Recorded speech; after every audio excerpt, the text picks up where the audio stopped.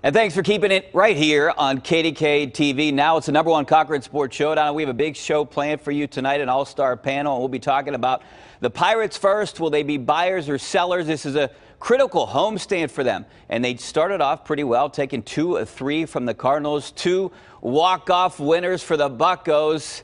And now they're 7 games back from the Brewers, who come to town tomorrow for a 4-game series, and we're going to be talking about that right now with these guys from left to right on your screen. It is Tim Benz, Chris Mueller, and Jason Mackey. Let's start with the Pirates, and we're going to start with Tim Benz. Tim, are they buyers or sellers? Plain and simple. I think there's still a no man's land right in the middle between being a buyer or a seller, and I'm afraid they're just not going to do anything.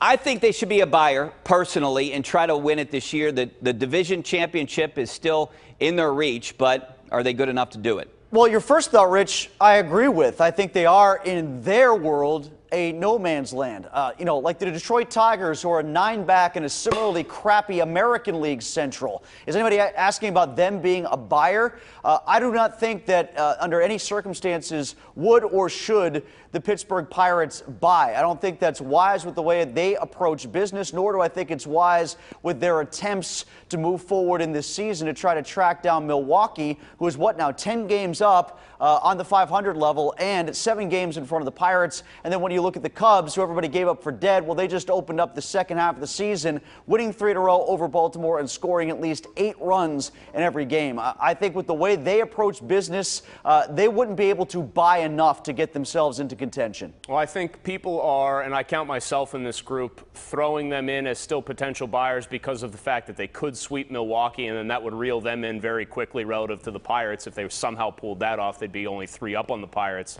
But I think people are kind of underselling Milwaukee, saying they're not going to keep in this thing. They're not going to be a contender long term. The realist part of me, though, says, wait a minute, look how many teams have been 7 games down at the All-Star break. Oh, by the way, and in 4th in their division and have leapfrogged 3 teams to win a division title. The numbers don't go in the Pirates' favor. I think they should hold and sit here and wait to see how the next, week or so of games plays out. But I think when those week or so of games is in the rearview mirror, we're going to look at the Pirates as pretty much square sellers at that point. And that's what they should be, no matter how much anybody here wants to hear that they should buy, and chase the Dragons some more. I'm with Chris a little bit on one point he made, in that I don't think this week should be evaluative for everything that they do. I don't think that, if they sweep the Brewers, they should automatically be buyers and go out and get a big piece. If they lose 4 to the Brewers, that they should sell everything. I don't think that one series is going to determine the future of this franchise. I think it's too big of a question. But I don't like the idea of going all in on buying or all in on selling. I think it's a special year with Gong and even the Marte suspension and where we're at right now. And I don't think it's the smartest thing, if it's not the best deal to do it right now. Go into the offseason. Keep these guys. Yeah, well, okay, you could, but I think there are components, Jason, that they could sell that make sense for a team. Like what? David Freese, Tony Watson, John Jaso. How many of those are you going to have go, though? What's that? How many of those are you going to send out?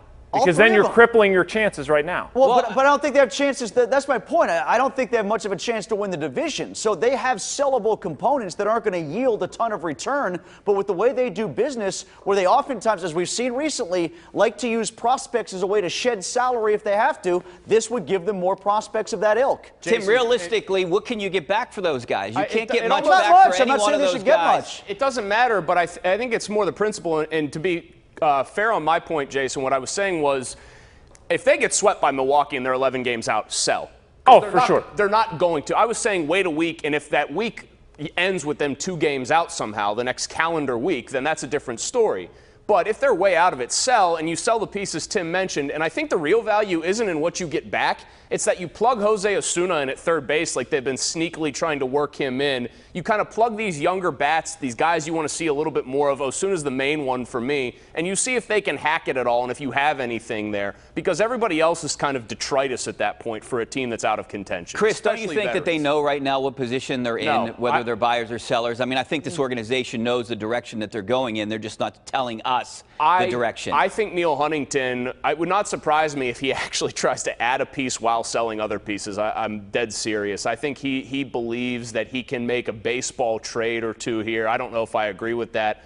I think they're leaning towards being sellers, but I do think they really are putting a lot of import on this series with the Brewers. If you sweep them, how can you look at yourselves 3 games out of the division leader at that point and say, we're out of this completely? So here's my question. You can't realistically, even though everything Tim said about the Cubs being kind of stacked up and ready to go, it looks like, at least out of the chute here, is probably true. You have to at least honor what the standings say you are. Well, and you don't want to take you have to take business into the equation too, right? Like if they sweep the Brewers right now and they're what did you say, Chris? 3 games out of first place. Them, yeah. What does that say to your fans at that point? Exactly. That you're that close and then you're going to have a fire sale? I don't like. That's one of the reasons why I think it's a special season and standing pat makes more sense. Yeah, we're always trying to read the tea leaves and try to figure out what Neil Huntington or Frank Coonley or Bob Nutting, what they're not saying when they say something. But I do think there was some validity and honesty with what Huntington put forth today, which is you can't have your mind made up, Rich, to your earlier point about where they are, thinking that they're knowing what they're doing before you play the allegedly attainable first place Milwaukee Brewers for 4 in a row. And if they do have that series go their way, and to follow up on what Jason said there, look, you can trade Andrew McCutchen at some point or Garrett Cole, but if you're going to have a massive fire sale, that stuff is so much easier to do in the offseason as opposed to in season, because you can spend 3 months convincing the sheeple that what the return was more worthwhile than what you're going to be able to do when they've already managed to go through a season where they're probably going to be down, 400,000 in attendance. So my question is, do they trade Kutch? And what would that do to attendance right now? They're down. It's going to be a free fall if they let that guy go. I feel like I don't know. I'm going with my gut here, and for some reason, I think because of stubbornness and because of the extenuating circumstances of Marte and Gung and them assuming that they'll have both of them back for a full season next year, I have this weird feeling that as counterintuitive as it is, if they trade McCutchen, it won't be till the offseason. I think he's a Pirate for the duration of this season, really even if they're out of it by July 28th. I got a feeling he's staying here for the rest of the year, and then if they move him in the offseason, because you also get more of Austin Meadows. Does he not get hurt? Does Austin Meadows produce in AAA? Does Austin Meadows make you think that you're going to have a guy to plug into that outfield that's dynamic if and when you trade McCutchen in December? What are sheeple? 2 to 6. You lost me. 2 to 6 p.m. 93.7 The Fan. They call us all the time. These are people would have sheeple. given Andrew McCutchen a 5-year, $150 million deal because he's a good guy and they like him. Can we sell them at the deadline? I would also Please. ask, hey, if Andrew McCutchen's going to be sold this year, where is he going? I'm not certain there's a huge haul return fit out there for McCutchen. You know who it would be? The Cubs. Exactly. Out Oh, of the no. division. The Cubs Out of the would be a division. fit. That's the problem. Yes, you'd have to do it out of the division. I don't think they can get away with trading Kutch in the division in season. Out of the season or after the season, perhaps. Yes. Hey, Cubs for Chris Bryant, you have to ask, right? I mean, just throw it out there for him, maybe. Mount Lebanon's Ian Happ started in center field for the Cubs today, who won big winners like we talked a little bit about earlier in the Sportscast. Now we're going to switch topics after the break. We're going from Pirates to Penguins. Looks like they're not going to trade Phil Kessel. And what about the coaching changes? We're going to hear from these guys and what they think coming up next. Stay right there.